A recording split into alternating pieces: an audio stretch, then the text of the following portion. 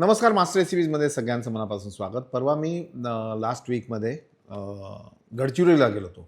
गडचिरोलीला नाचणी, तिथलीच शेतकऱ्यांकडून नाचणी गोळा करून त्याचा मी शिरा बनवला आणि तो अप्रतिम झाला. त्याचा वर्ल्ड रेकॉर्डसुद्धा झाला त्या शेतकऱ्यांच्याच नावाने. आणि नाचणीचं महत्त्व लक्षात यावं, त्याच्यातून काय पौष्टिकता मिळते ते लक्षात यावं म्हणून सगळा खटाटोप केला होता. तिथेच मला एक पदार्थ मिळाला, त्याचं नाव आहे नाचणीचा ढासला. म्हटलं नाचणीचा ढासला, मनातही बसला. चला शिकूया. यामध्ये तेल, साधारण एक 2 ते 3 चमचे तेल. तेल गरम झाल्यावर त्यामध्ये मोहरी फुटल्यावर 1 चमचाभर बारीक चिरलेला लसूण. छान हा लसूण परतल्याशिवाय कांदा घालायचा नाही, एवढं एक लक्षात ठेवा तुम्ही. बारीक चिरलेला कांदा.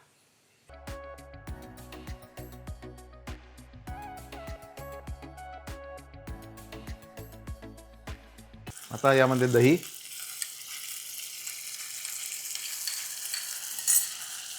दह्याबरोबर गाजर, फ्लॉवर,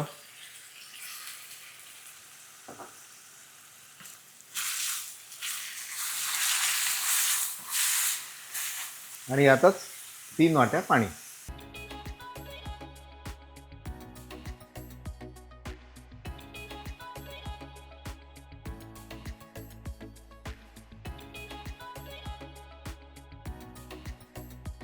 चवीनुसार मीठ, थोडी साखर. यामध्ये उरलेले आपले शेंगदाणे, त्याच्यानंतर बारीक चिरलेलं आलं आणि हिरवी मिरची. आणि दुसऱ्या बाजूला एका पॅनमध्ये पुन्हा थोडंसं 2 चमचे तेल घ्यायचं. हे नाचणीचं थोडंसं रवेदार पीठ तेही भाजून घेऊ आपण. याला छान खमंग आपण असं भाजून घेतलं आहे आणि आता हे घालायचं आणि ढवळायचं.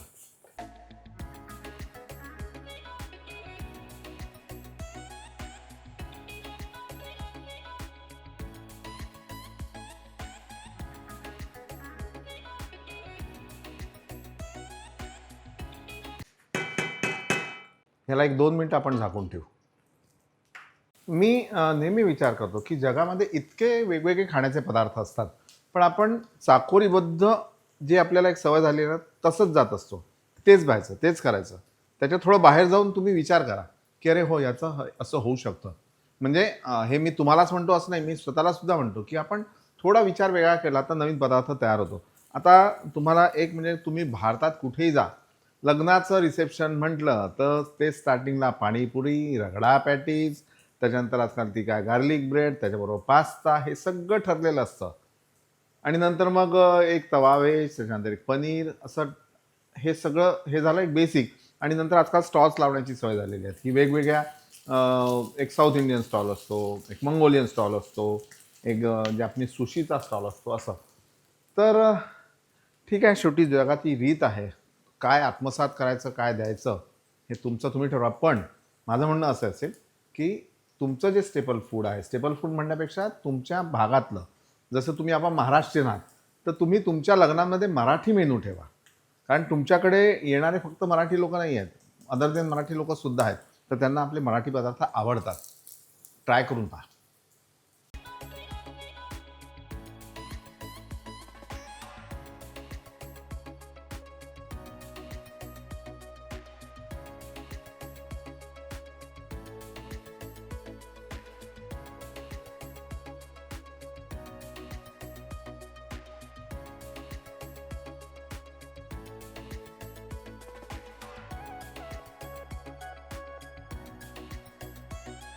क्या बात आहे.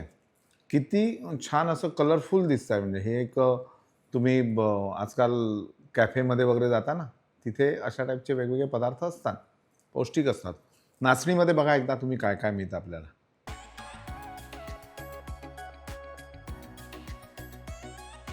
तर मला आवडलेला आहे पदार्थ, तुम्ही पण नक्की करा. सकाळी नाश्त्यासाठी काय मी तर म्हणतो लंच स्किप करून हे करा, मजा येईल.